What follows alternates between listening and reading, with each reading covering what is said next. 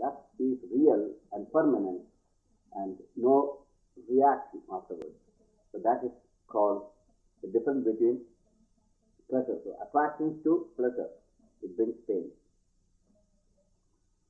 Then what is aversion?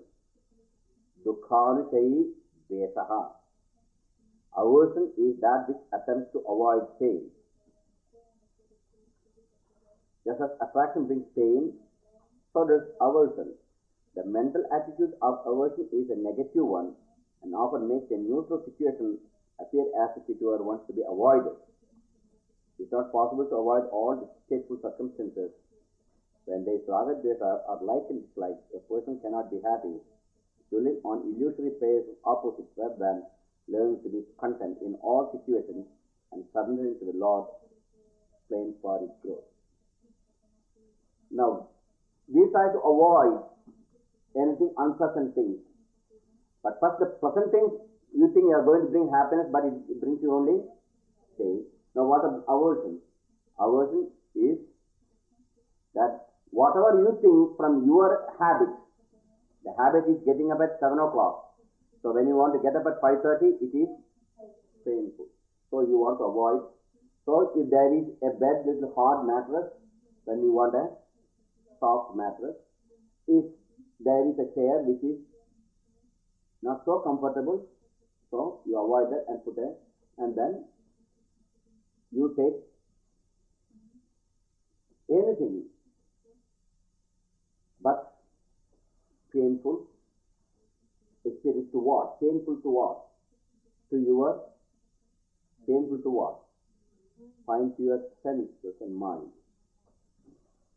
The same object sitting here may be painful for you, but you can say, but others, even if you pay $100, ask them to see Swami Vishnu's 5 hours lecture, I'll give you $100.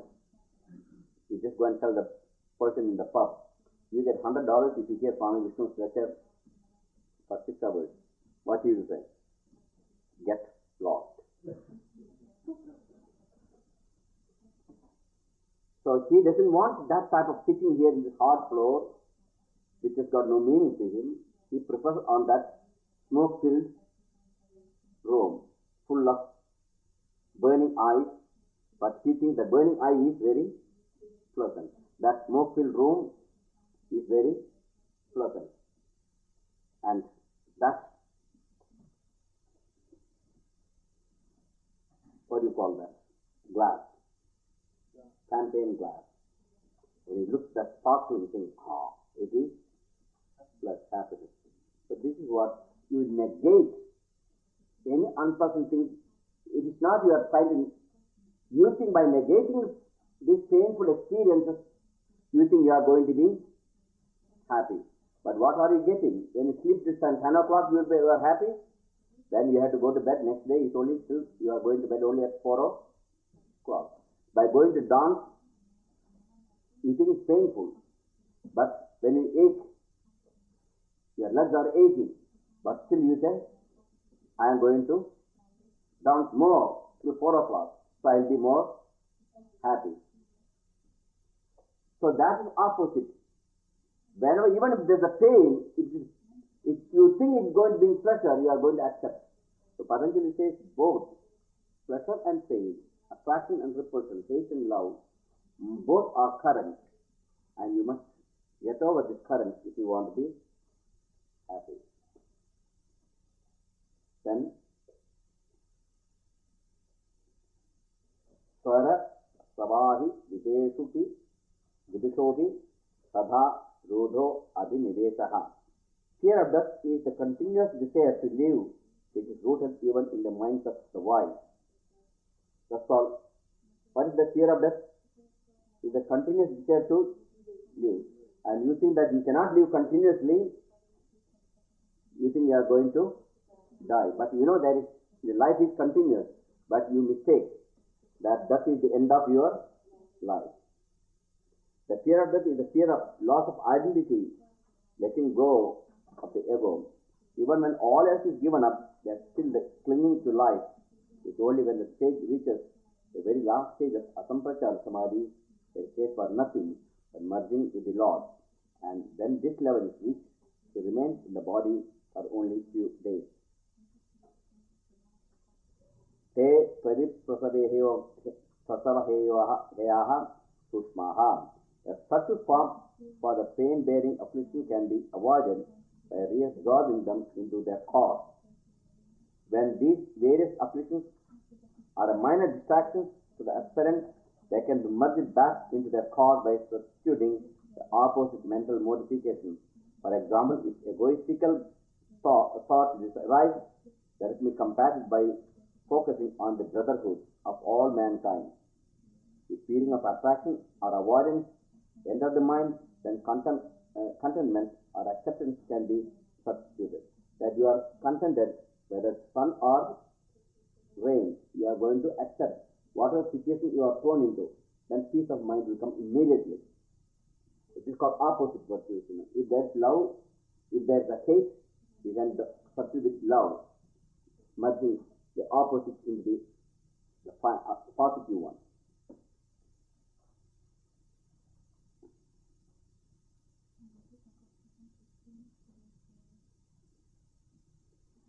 Dhyana heya sadvrittayaham. Their active forms can be avoided through meditation.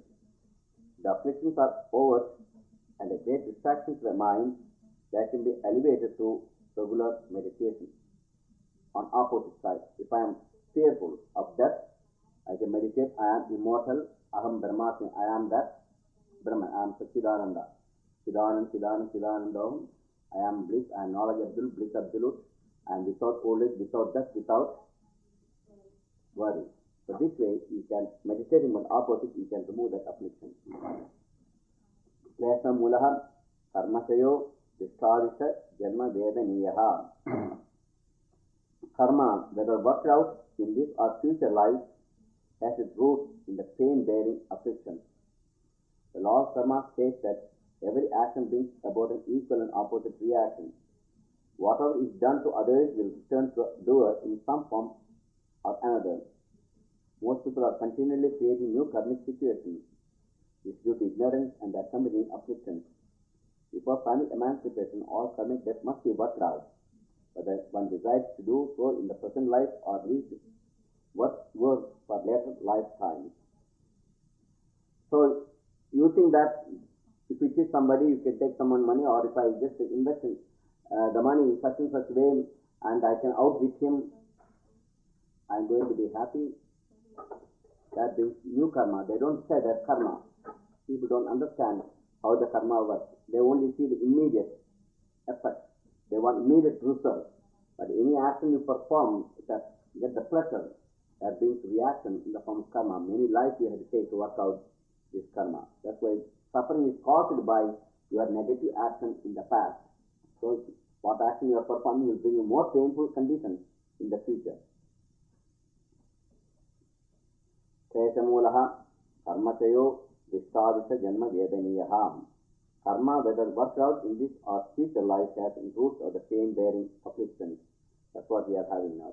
Sati mule sadvipago jyata yubhogaham.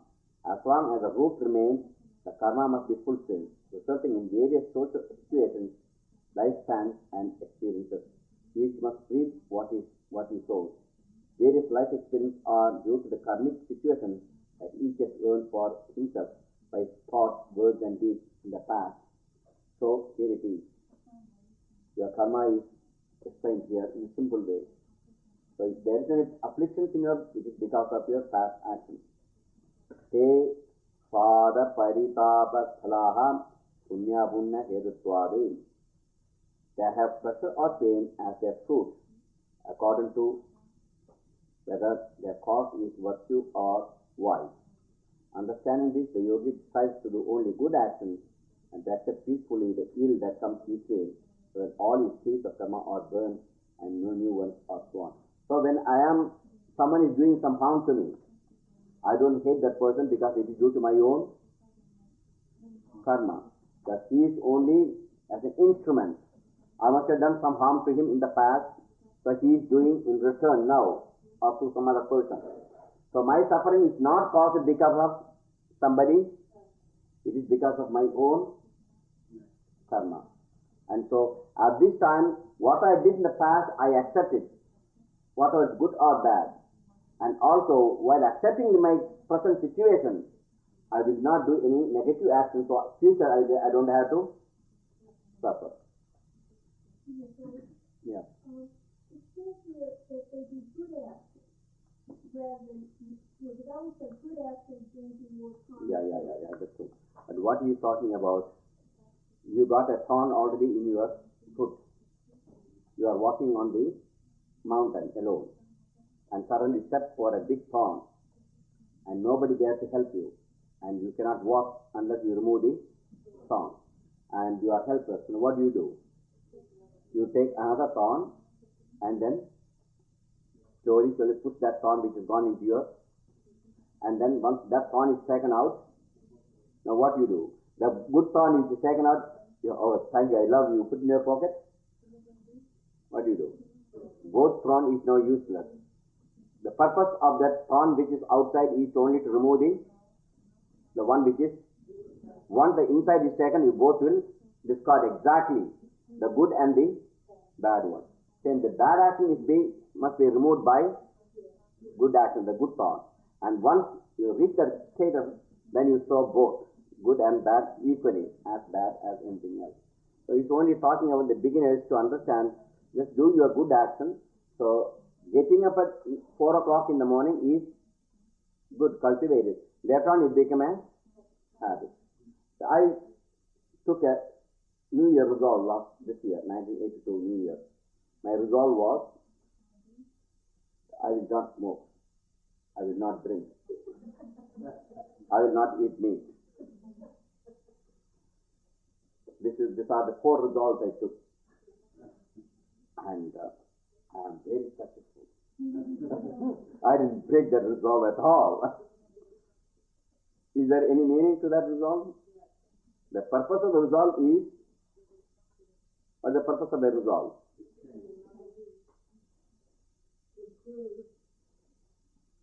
So that you can break it. If it didn't break a resolve, then it is not a. So I took the resolve, I won't smoke, I won't drink, I won't eat meat. Did I break? No. So that means I am perfect, because I didn't break my resolve. You took a resolve. What the resolve?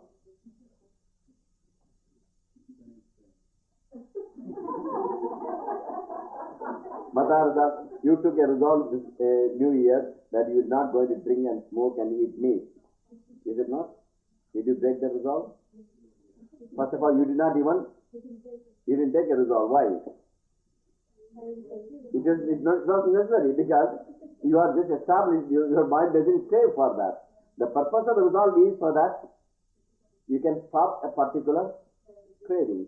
And that means if you're already perfect in that, then you don't have to take a. So the purpose of resolve is to break it. If you don't break it, then it is not a resolve. Then what?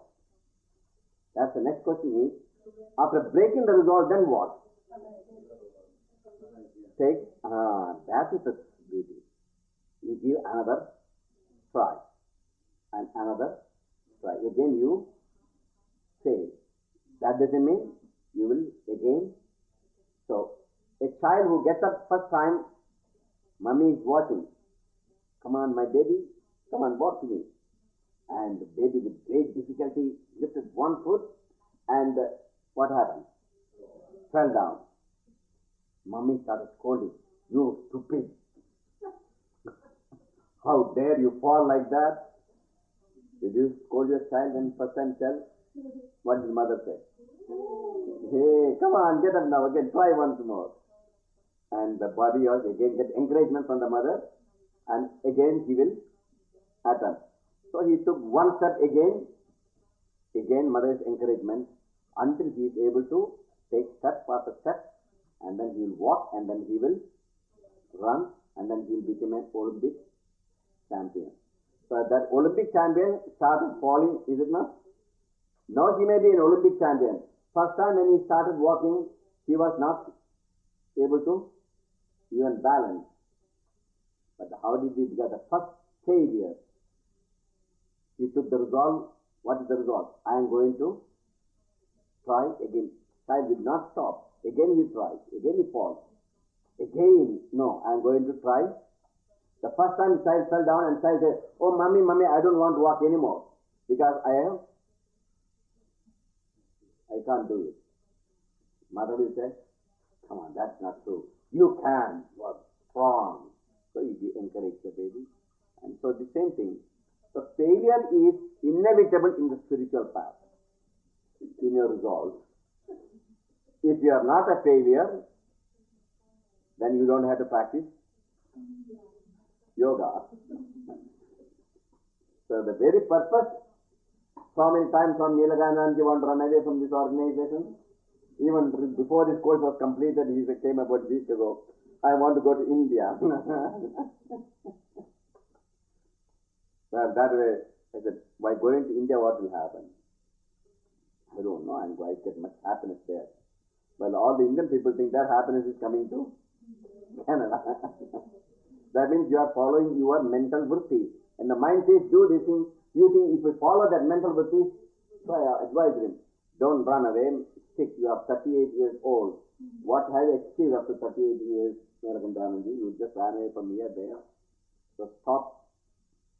So I advised him. But somehow that is, he is about to really leave everything's course and run away. So my advice is, so he, okay, let me give one more trial. So he is sitting on the corner. I am not sure that he is going to yet finish the course. But still I will try to encourage him when he try to fall. And slowly, one day he gets the inner strength. Now he is an Olympic champion. But he will help the others who have the same problem. What he had, he can say, oh my God, you remember how I was about to fall down, I about to leave all these things and about to run away. So I want to accomplish this early morning, get up at 5 o'clock, etc. And I complained about the back problems. I said, the back problems are created by your mind. Because mind wants to get you out of this place. And he looked back his life, how he about to fall and how many times he fell and how he is now strong enough. So he will give lots of strength to the people who need help also. So that's the way how the life goes on.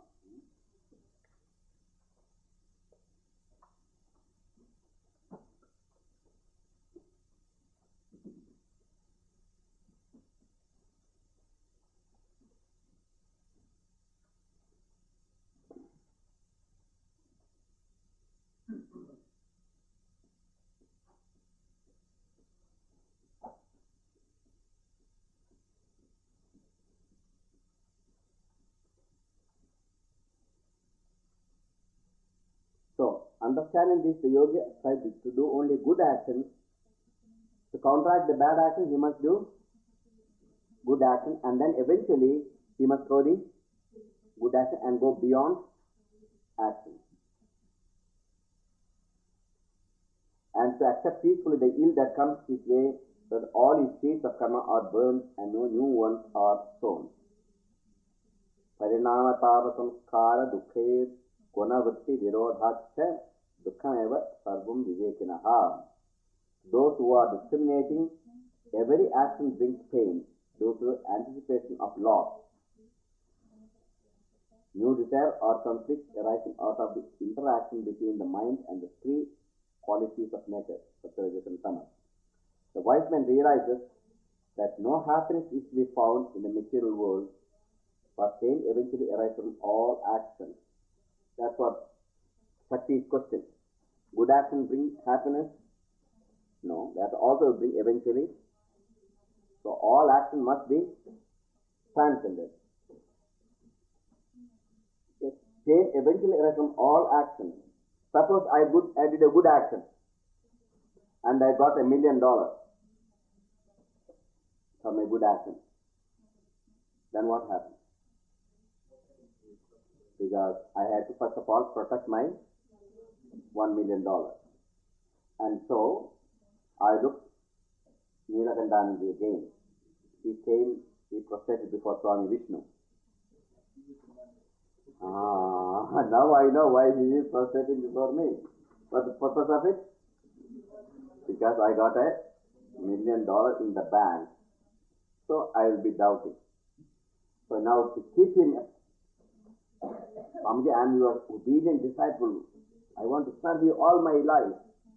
But my mind says, I know what you are up to. So I called another trusted student, Hanuman. You are my student, Swamiji. I came to serve you too. But keep an eye on Swami Nilakantha.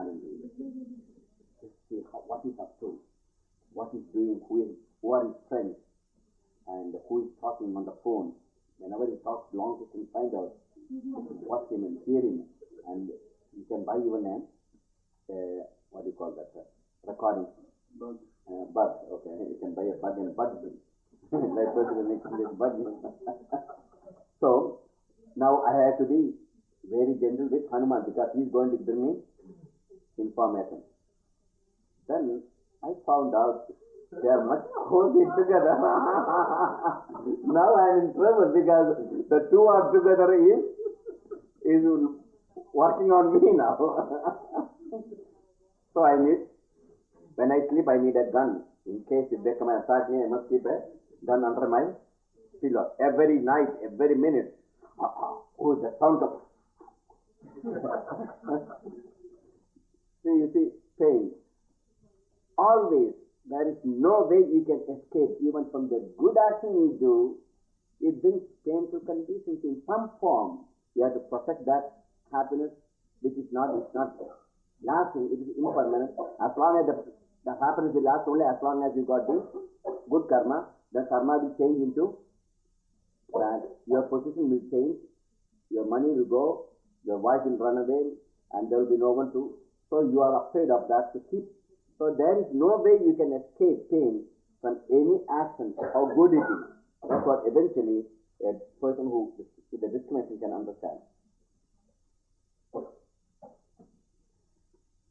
Where there is lack of discrimination, happiness is accompanied by the fear of its loss. And since changes is law of nature, loss is inevitable. Everything must change. Nothing can be in the same state even for a moment. Things are all changing. Beauty is changing, birth is changing, world is changing, stars and suns are changing. So there's nothing permanent. And so if you think that I'm going to be happy only when I'm having such and such things, that thing is going to leave you and you are going to be unhappy again. When not concerned with the loss, the mind is often conjuring up new ideas, and there is no happiness until those who are satisfied, which is again immediately followed by the fear of loss. The uncentered mind is never at rest, for it is ever caught in the play of the quality of nature, purity, activity, and lethargy. This can only be found beyond this phenomenal world. That's what when Swami Nilakantha said, when I go to India, I'm going to be happy. That's not the mind is playing the. Because even if you go to India, no one will give you a training like that. Nowhere. They all say, okay, be my disciple, I'll teach you with a peacock feather and then you can go to heaven. And you want a simple, easy life. Okay, the teacher is great and I'm going to get salvation because I am his disciple. And he hit me with a peacock feather and initiated into Siddha Yoga. Finish. Now everything is going to be, I don't have to do anything. Everything will come to me. That is an easy, late summer. Because your mind doesn't want to put energy. You are associating the tamas, though it's called spiritual quality, you want to enjoy it, but you don't want to enter into any activities. So tamas overpowers there, or rajas activity. You go from one ashram to another, one teacher to thinking that teacher is not right, I must get this another. Oh, this ashram is no good, I must go to California ashram. So this way your mind is rajas state, and then when sattvic state, then that quality also in a way is going to bind you eventually. Because I didn't think, oh, I'm a great yogi, I'm a perfect being, I've got full control over my mind, I'm very good, I'm very humble, you know? You don't know? I'm very humble.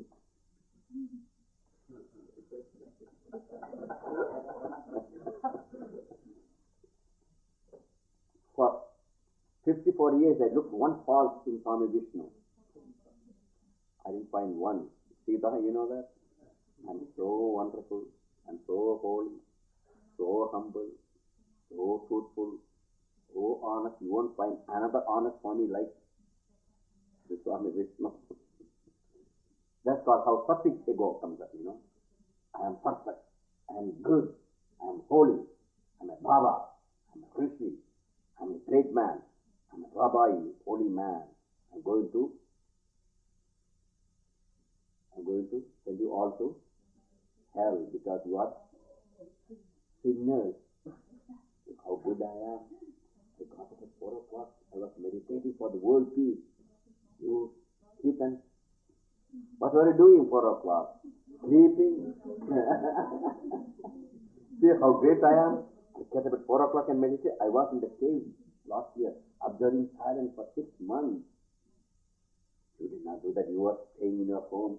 So you are, I am the only, because I lived in a cave. So I must be holier. That means you all must bow your head before my dusty feet. That's called ego, sattvic ego. You get all spiritual people have got a sattvic ego. Look at them. Anyone has got a throne, peacock feather, a turban and beard and spider skins and all those paraphernalia. It's the worst ego he's having. That's what Master Shivananda, he never used any of this paraphernalia. I gave the example, he used only tables and chairs. So the people won't see this hypocrisy. He tries to take that hypocrisy out. That sattvic ego is the worst thing, very difficult. You don't even know that you got sattvic ego. You always proclaim, I am the avatar, I am the Guru. Guru of one, I don't want to say, one Baba said to everybody, I am your Guru. Great Master Swami Shivananda never will utter them shudder to say that I am your Guru. Never, my God, beyond his imagination to tell anyone, I am your Guru. But some Baba is publicly announcing, oh, I am your Guru. What stupidity it is, you know that? If the person says, I am a Guru, take a shoe and give 40 beating, SB 40. That's what Master Shivananda says. If anyone says, I am Guru and a Master, take 40 shoes, SB 40 on him. And then you'll find out he is a Guru or not. If he is a Guru, if he is a Master, he has mastered over his own, and then he won't react. That's it. So never grade people. They say they are masters or gurus or avatars or rishis. They are simple people, always. They acted as simple, as innocent, childlike their nature, but they always did through love and compassion. Yes, they did not even say, oh, I love everybody. Even that is an ego. It is their nature. Just like nature performs these actions. Sattvic ego, you become compassionate, loving and good. So that's the nature of the guna. It is not nature of your, it's not nature of the self. So Rajoguna, I am a Hitler, I am a great man, I am a great learned person or a politician. That is the nature of the Rajoguna. And I am ignorant, foolish, stupid. Oh, I can't do anything. That is the nature of the Tamo Guna. So don't identify with these gunas, and then you are getting into trouble. That's how to escape the karma. So the uncentered mind is never at rest, but ever caught in the play of the qualities of nature, purity, activity, and that is Sattva, and Tamas. Peace can only be found beyond the phenomenal world. That means never you can find in this universe happiness. That's not there. It's only the qualities there. Ayam tu Khyayam Dukkhamanāgadam. The misery that has not yet manifested should be avoided. Karma has been worked out, is been worked out, or is waiting to be worked out by one's action. Karma that has already been incurred cannot be changed, but its misery can be avoided by positive thinking. Future can be avoided by carefully attending to certain actions. Two things now Patanjali is describing. the action we already did in the past is now coming in the form of your prarabdha karma through this body. No way you can change it or escape. So accept it and then think about that why you are suffering now because you have past action. So before you do an action, you must learn from your past mistake which you have been punished now. So perform your action for the future. It will not bring any painful reaction. So look about it. The future karma or future reaction you can change now. Future there will be no pain. Present there is a pain. But future you can avoid this pain by good action. So before you perform an action, think how many times? Think how many times? Twice? 4 times? How many times? 100 times? 108? Come on, give me some answers. How many times? 1,000? Until you realize, once I let this arrow go from my hand, I can't control it.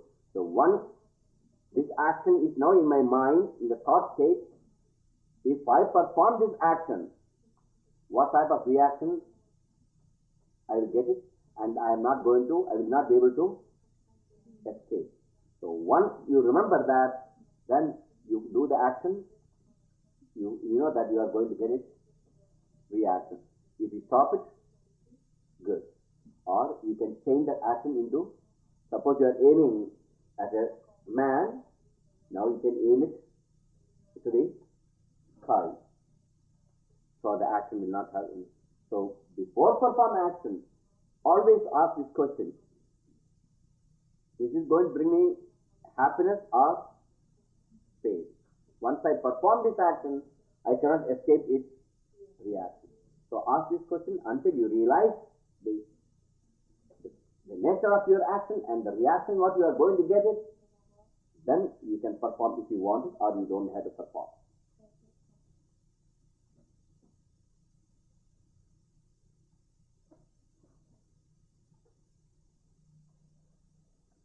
The state of 3 gunas are then coming to the Vishesha Linga Matra Lingani Guna Parvani. The states of the 3 gunas are gross, fine, manifest and unmanifest. Boy, I skipped the what's the 7 you were sorry. Drishtadrikshayoho Samyogo Kaya Hetoho. The cause of future karma is the identification of the experience, the object that is being experienced. When a person is identified with the illusory world, the ego predominates and he acts without wisdom, incurring new karma for himself. So the cause of future karma is the identification experience with the object that is being experienced. Yes, last year you went for a holiday, you went and checked in a 5-star hotel and you opened the fridge and immediately had a champagne. This year, you came to yoga camp. Last year's experience is, what a wonderful life I had in a 5-star hotel. Here I stayed and I can't even get hot water. So now experience is, what? I must get up this yoga camp and get back as fast as possible to 5-star hotel. That's what Swami Niranjan thought. To get out of the Swami Vishnu and all these problems, because he just wanted to give some kind of excuse. So he said, I got a back problem, Swami, I can't sit anymore. So the experience of the past will make you to do, that means repetition, a habit. So if you are having a habit of smoking or drinking, that experience will prompt you again to. So somehow your experience in the past is good to sit here and hear this. So some good karma is there too. Not only bad karmas are bad. So anyhow, the experience. So why are you taking this trouble of hearing this lecture? Because you know the experience you had in the past is much worse than the experience what you are having now. So you took the yoga training course. I think that's much better than taking a chiropractic training course or a psychiatrist. Because being a psychiatrist, what do you have to do? And just write some notes and thesis and write an exam. But he doesn't have to practice yama, niyama, asana, pranayama, pratyahara. He doesn't have to get up at 5:30. He doesn't have to worry about getting drunk. And he can also take sleeping pills. He can also take tranquilizers. And if he has got any mental problem, he can go to another psychiatrist and talk about his father and mother. Because all the problems because of father and mother. So psychiatrist think, oh, if I have some problem because I got my father and mother, so my mother spanked me because I didn't eat my spinach. And all my present problem is because of I got spanked from my mother because I didn't eat my. So I got an inferiority complex now. And that's why John Hinckley went and shot the president. That's called psychiatry. So he has to, what he taught, he must write a thesis, but he doesn't have to practice anything. That's different. You do not want to get a degree like that. Now this degree is going to bring you any money. No one is going to accept this degree. What you are going to get here. I can rest assure you. You just go and say in university, I am a professor now, please give me a job. What do you have it? Say from yoga went in the forest university, I got a certificate. I am yoga acharya. Not only Shiromani, you are now yoga acharya. What do you mean acharya? You better get lost. You just go and become a janitor. That's what they will tell you with the certificate. You see, with that certificate, you can make money. But with this certificate, you get lost.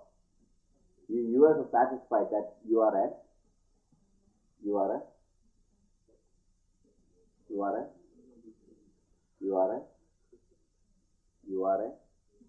hero, not a coward.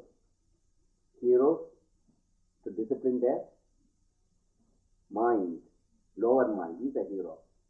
And a coward is who accepts the mind is the boss. He is a coward. So your degree, no one is going to give you any credit, but you yourself know you are satisfied with your own progress and you are the master. So when person identifies the illusory world, the ego predominates and he acts without wisdom, incurring new karma to himself. Prakasha kriya silsilam bodhendriyatmagam bhogapavargatham drishyam. The universe, which is experienced through the interaction between the elements and perceptions of the sense organs, is composed of sattva, rajas and tamas and exists solely for the purpose of man's experience and liberation. As I explained, Purusha is absolute and without quality. However, man sees not the divine but prakriti or nature and its three gunas or qualities. These are sattva, rajas and tamas. Through his senses he perceives and interprets nature and its elements. The object element and the senses coming in contact with the elements. Elements, take an example, is an ice cream cone. Now that ice cream cone came in contact with my eye. Immediately the old memory coming. It is an ice cream. But there are so many flavors are there in subconscious mind, previous experiences. Chocolate, vanilla, and how many? 25? How many varieties? 31. So 31 tastes are there. Now, this one, but one taste is very, what is it? Chocolate. And so this eye, its colors look like chocolate, but does it have the same smell. It smells like chocolate. Now he wants to, it is chocolate. So the senses, all the senses came in contact with the element, and he got a kind of scratching. That's all it is. And after scratching is over, first ice cream is finished. Now they give you second ice cream. Then what happens? It is not scratching as it is the first ice cream. It's not as tasty, though it is still chocolate. Then third, fourth, you want to throw it out.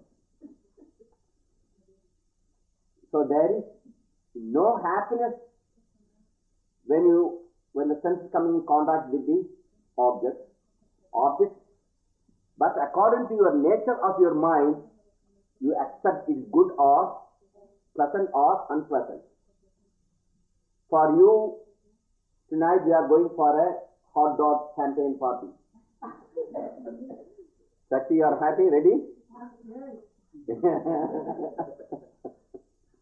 Mr. Gold? No, definitely? No, I'm not sure. I'm going to send to you. In the tonight dream I am coming and asking, let us go for a champagne party. You'll be so happy. In the dream you won't do that? Okay.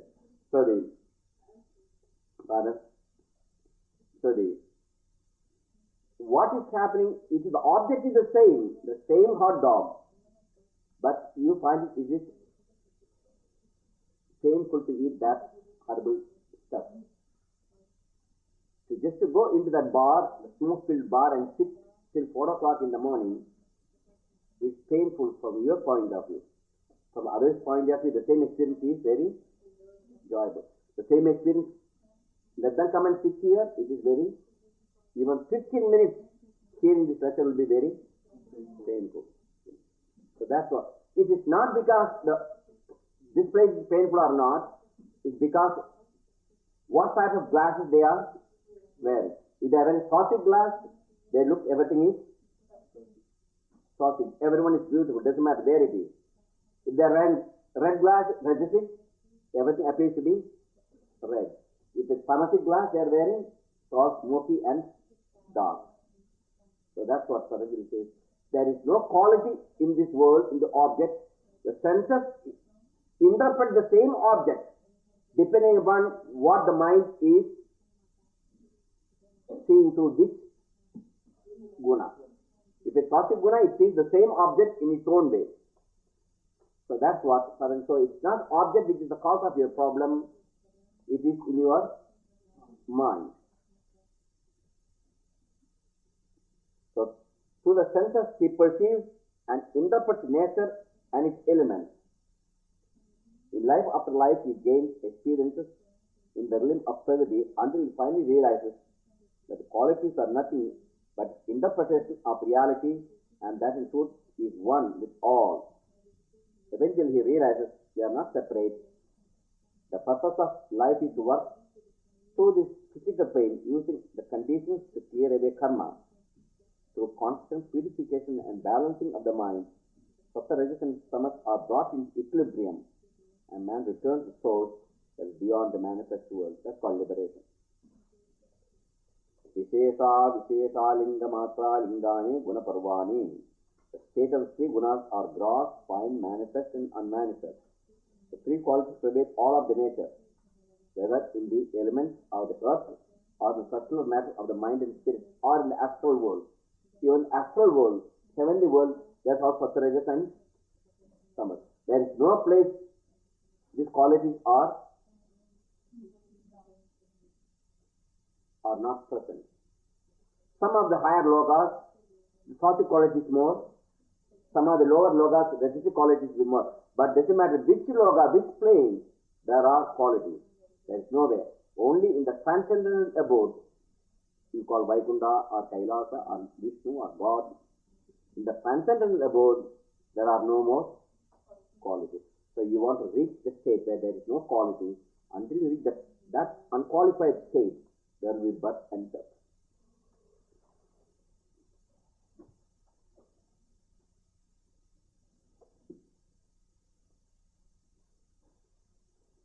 That's why the gunas are dark, fine, manifest and unmanifest. This is also, gunas affect the physical world, that's the gross world we are now, and also the subtler world, heavenly world, that's called fine. Dishta, Dishimatra, Shuddhodi, Satyanupasyaha. The seer is pure consciousness only, and though pure, he appears to see through the mind. The seer is the self of Purusha, is untainted is pure and without qualification, but is reflected to the intellect of individual consciousness and is colored by Sattva, Rajas and Tamas. Is veiled, appearing to have attributes, but in fact it is absolute consciousness itself. So that's what we are identifying with this quality, with other qualities, and then we lost our real nature. For instance, what Jnana Yoga and Raja Yoga are the same almost now here. Tadastha eva Prishya Chatma. The very existence of the seen is for the seer. The seen Prakriti exists for and is subordinate to seer or self. Its sole purpose is to provide experience for the growth and self-realization of man. The purpose of Prakriti is the seen, and seer is the self, Purusha. And what is the purpose of the Prakriti? So that we can see. You can see? To see Prakriti? What is the purpose of darkness? The purpose of the darkness is to, if there is only light everywhere, there, underground, above ground, underwater, anywhere you go, there's a uniform light, then you will never know the existence of light. For the experience of the light, you must have. So, what's the purpose of bad then? Why God created bad things? First, to glorify good. Otherwise, how do you know? How do you compare good and bad? So, if there is no bad, if everything is good, there's nothing to compare. So, the purpose of the Prakriti for an ignorant person is to run towards the thinking it is real, like a mirage. The ignorant person runs from the shade to the mirage thinking it is water. So what the purpose of the water mirage there is to fool you and take you away from the truth, the shade. But once you realize that mirage is not water, it is only an illusion, so what do? You go back to the soul. Same. Prakriti, the objects, the elements, the senses, these are all taking you toward the sensual pastures. These sensual pastures are like fire for the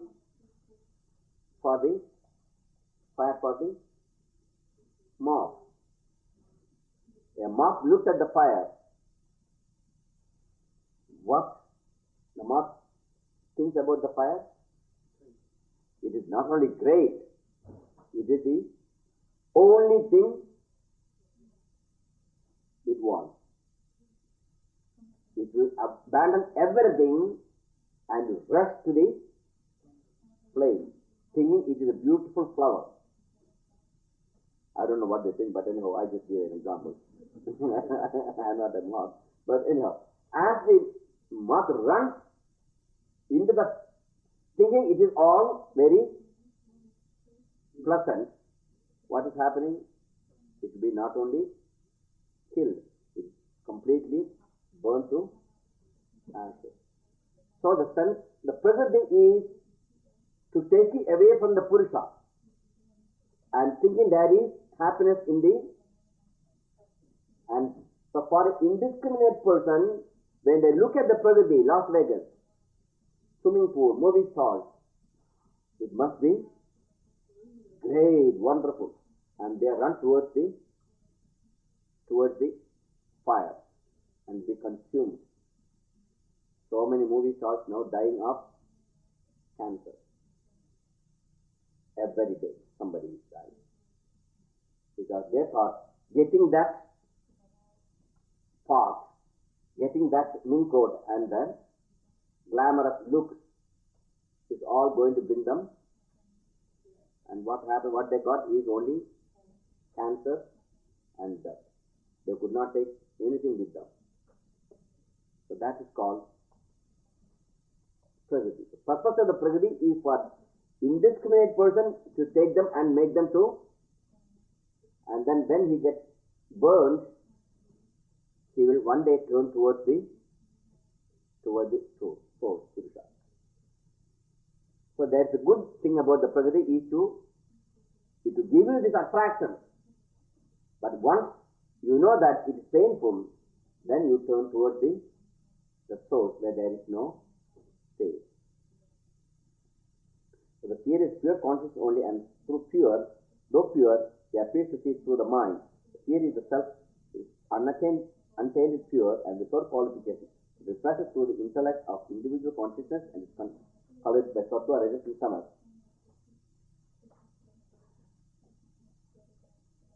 The seer, the prakriti exists for and is subordinate to the seer ourselves. Its sole purpose is to provide experience for the growth and self-realization of man.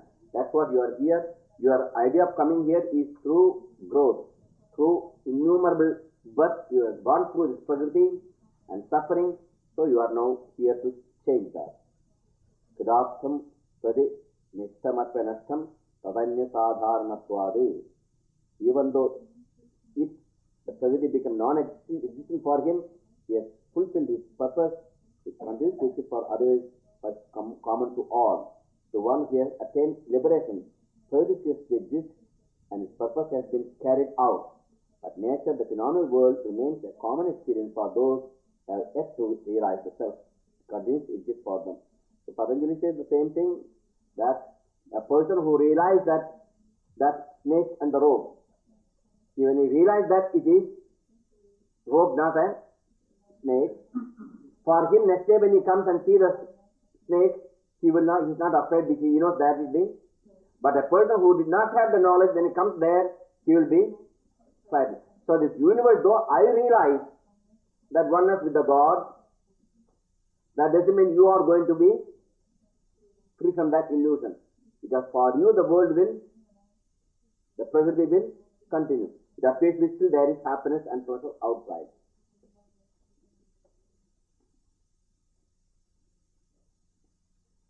Siddhartham prati nashtamatva nashtam tadanya sadharanatwadi. Even though it becomes non-existent for him, he has fulfilled his purpose, he continues to exist for others, common to all. Then, Swami Shaktiyoho Sarupopala Libhetuhu Samyogaha. The purpose of the union of the Purusha and Prakriti is that the former gains awareness of his true nature and realizes the power latent in him and in Prakriti. Here Patanjali answers the very basic question as to why the soul must pass through the trial of worldly existence at all. Purusha has referred to soul, though universal, as its individual manifestation. The soul incarnates in order to experience Prakriti, to learn its lessons, and to comprehend and actualize its natural power. The soul incarnates in order to experience Prakriti. This same story we can take it to the story in the Bible. Adam and Eve. Adam is Purusha, Eve is the Prakriti. And when they want to enjoy the fruit of the fruit is not the apple, fruit means fruit of action. When they want to enjoy the fruit of action, because of they got desires, the serpent is the temptation, that's the desire to enjoy. The moment they want to enjoy the fruit of action, what happens to them? They must take a body. They felt naked. Naked means they incarnated with the body. It's called naked. Naked is not merely that suddenly they become immortal and suddenly become naked. Why? It's only reincarnation talking about, because in order to enjoy the fruit of action, you need a body. That's called karma. And so the Prakriti which gives all the types of apples, every type of apple, not only apple, Prakriti also can give you apple pie. Apple or apple pie, which is better? Apple pie. So if you are not satisfied with apple, the Prakriti will give you apple pie. And if you are not satisfied with apple pie, it will give you apple cider and make you drunk. So that's why Prakriti always gives something more and something more. Always want to take you away from the soul. But that's why you learn your lesson. And here, Patanjali says that no way you can find your absolute happiness by going towards the Prakriti, and the soul incarnate ought to experience Prakriti to learn its lesson through trial and error and find its natural powers. And you understand the power of the Shakti, how illusory but still power. The Shakti, the gold power, the woman power, the beauty power, the political power. Man runs after these powers, and eventually he realized that this power are illusory, like mirage in the desert. Tasya hedur avidya. The cause of this union is avidya. Then when the Purusha is identifying with the Prakriti, that's called avidya or ignorance. Soul by its very nature is eternal, omniscient and free, like Adam and Eve in their original state. But it forgets its divinity through avidya, ignorance, and desires, objects of the senses. That's called apple. So it must enter Prakriti. That's why they become felt naked, incarnated on earth. That's why they are sent from the paradise to the Garden of Eden to, they were driven out. They have to claim that all in the material world is temporary and wrought with pain. The lesson is learned in time. Depending on the desire for liberation, the soul returns to its source. Padabhavadi samyoga bhavo hanam tad vishyo kaivalyam. The ignorance is the reason for Purusha or soul to associate itself with Prakriti. That ignorance replaced by illumination, there is no longer its need for the individual soul to exist in the material world, and it's liberated from the trials of earthly life. So ignorance is the cause of Purusha or the soul to associate with the Prakriti. When ignorance replaced by illumination, then there is no longer need for the individual soul to exist. That means your body and the individual idea is gone. That's called liberation. Viveka Chadi Ariplava Anopayaham. The means of destroying avidya is unbroken discrimination. First saptadha swantibhyame pratnaham. That is, we'll continue that tomorrow. And tonight itself, I'll be here tonight. We'll finish this chapter today, tonight. Oh yes, Master also will talk that also, okay. Okay.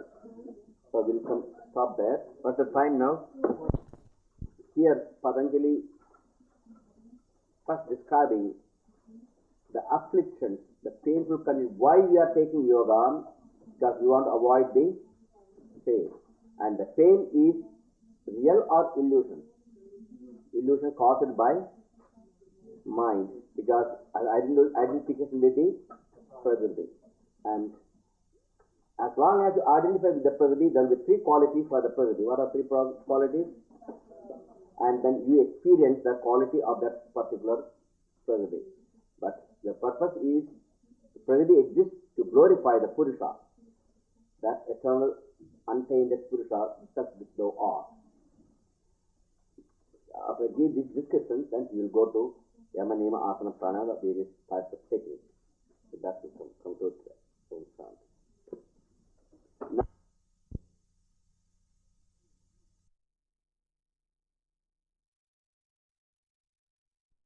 A little bit protein metabolism later on.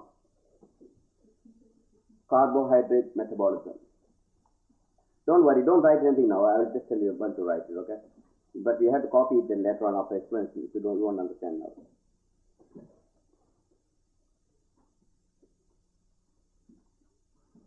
The importance of carbohydrate metabolism is readily appreciated when we learn that carbohydrates constitute from 50 to 60% of the protein and about 10% of the fats are transformed by the body into carbohydrates. Do you understand what that means? You think protein is used only for body, muscle, cell build-up. That is not. That also is converted as form of energy, like the carbohydrate. It can be converted into, in fact, it does happen in your system. So you will learn that. So carbohydrates come directly from your carbohydrate, but also you get from protein as well as fat. So the importance of carbohydrate metabolism is readily appreciated when we learn that carbohydrates constitute from 50 to 60% of our food, and that about